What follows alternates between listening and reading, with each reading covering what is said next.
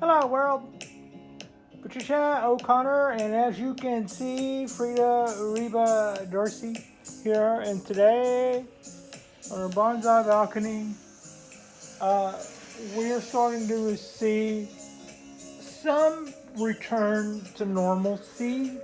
Um, Back to fall. It's a fall day again, like it's kind of supposed to be. And it was supposed to be in the 70s, is what they said, and then tomorrow we were forecasted to get rain. Now, what in actuality that ended up being was today was in the high 70s down at ground level. 4 floors up, we were 85, almost 90. But I'll take it, whatever, close enough. By 5 o'clock, which is now, we're knocking on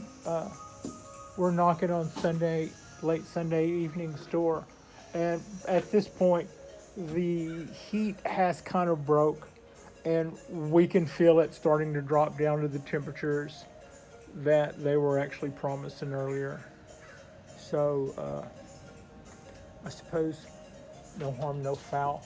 Uh, Also, it was nice. Last year, my fall colors, like for instance on my cypress trees and on my trident maple, they came about like over the course of a long weekend. The perfect little cold snap came along, and the whole thing just went beautiful all at once.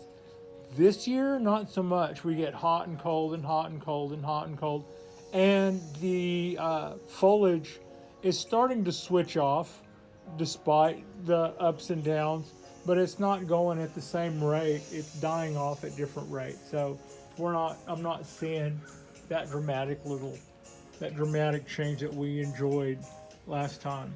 Uh, Japanese black pines are doing rather well.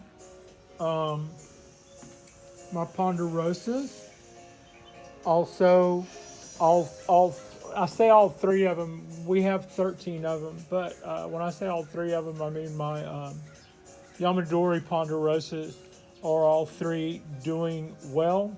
I recently made a discovery that I'm losing a branch or two on Haas. I did a bunch of styling and bending on that, and I did crack a few branches, but I was kind of I have still things to learn about ponderosas. They are not quite as forgiving as I'm seeing now with Haas. It might not be. It might just be that tree, but it is not as forgiving as some of my Japanese pines. You see a little crack on them or something. That's just something you watch while you're trying to get the motion you want to get, and you keep an eye on that. Maybe not so with the ponderosas. It looks like on Haas I might be losing a limb, and for the life of me, I can't see why on earth I would lose a limb if for not one little, almost hard to see little crack there on it. So yeah, that's a little heads up on maybe what I got to learn there. What I'm centered on now is our cork bark oak, which is back in its living spot, and some of you have voiced concerns over this guy, and I appreciate it. And also, what I'm going through with this particular tree is not something that I haven't seen before with this exact same tree. I named it log for a reason. It's because the first couple of years I had it, I didn't know how to get it to back bud, and I didn't know how to get it to ramify necessarily. And because of that, I would suffer the kind of diebacks in the heat of the summer that I saw this year. Last year, we seemed to be spared that, and I chalked that up to my lessons. This year, I got a different lesson, and that lesson was at the first hint of trouble, I thought that I would save all the work that I did last year by applying large amounts of neem. And I was warned early on not to water the leaves of this tree and of my oak. As tough as they are, they do not like that. And I caused hardships on both trees about 3 years ago from doing that. I thought neem was the exception to the rule on that, and basically all the stuff that I'm seeing going bad now is all the stuff that I sprayed for powdery mildew. Everything that I put a heavy coating of neem on is clogged, blocked, and burning, and that's causing the tree to flush out new stuff, which is kind of like what it does this time of year anyway, big leaf exchange. But that's kind of what I'm seeing. We're not going to lose the tree. I was never really concerned with losing the tree. What I was concerned with losing was some of these branches that I have just now started to see some good secondary and tertiary ramification on. So that's what we stand to lose, and that's where our heartbreak lies. That's where our heartbreak lies. But not without learning a lesson from it. And what my lesson was there might be some sort of soap or something that I can use, or something that is again, that's just me talking about something else to spray on the leaves. When this tree particularly lost everything that I sprayed neem on, and it just occurred to me, like all the leaves that I'm picking off the tree, the brown ones that are all you have to do is touch them and they come off. All of those leaves have a heavy coating of neem on them, and I'm like, yeah. One of us who wrote in concerned about it 3 weeks ago nailed it on the head when they mentioned the fact that the neem leaves, the stoma is absolutely clogged, and that probably affects their ability to dissipate water or something. Also, just being shiny might cause them to absorb more heat. So, yeah, that's what's going on there. I'm not really as afraid as one or two of our subscribers. Let's just wait back and see. However, everything I did say about that is true. Last year, when year before last, when I repotted this guy, it was 16th.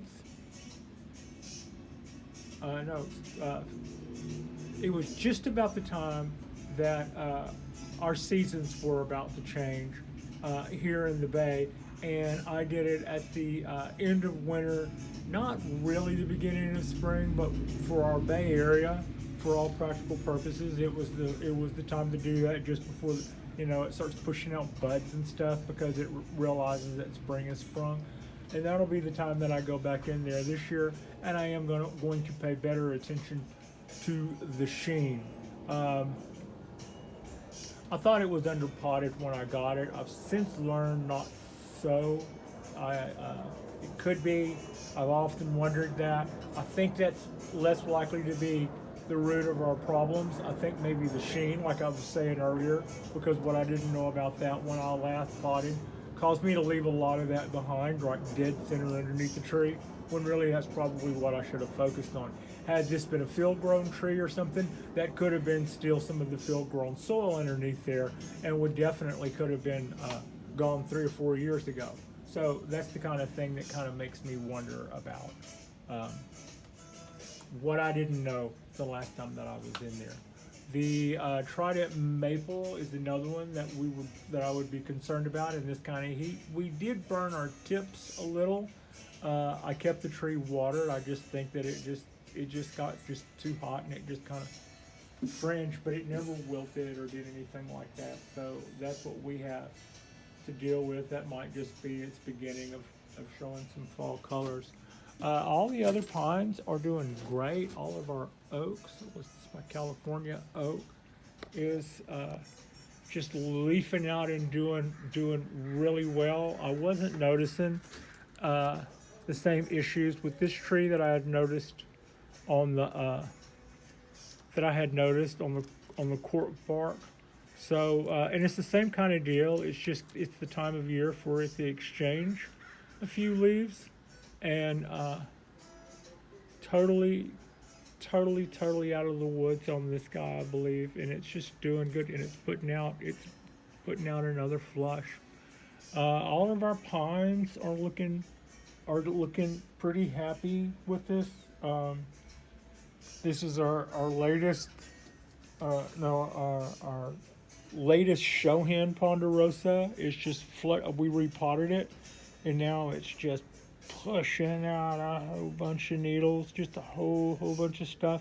So that's what's going to continue to happen there. The needles are just going to get hideously long until until it, and we're just going to feed this puppy like we want to make it fat, like the lead sled dog or something. And by doing that, they'll even get even longer. And it has a lot more needles than when I got it, so that's part of the plan too. And those two things, feeding it and giving the roots a little bit more room, will cause it to make all those needles, and we'll cause all those needles to get so long, and then a little while of that, and it'll go, whew, I can't keep this up.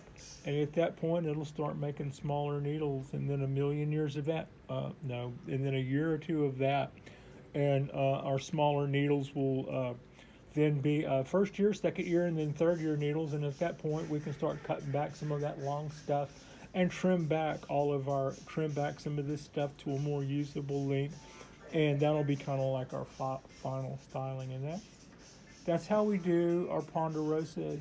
This ponderosa is the one that I was saying that we lost a branch from, and it was a guy that came over here, I believe, and came around this way and filled that little niche. And I believe in that bend, I put a crack in it because it was here. That's where it was.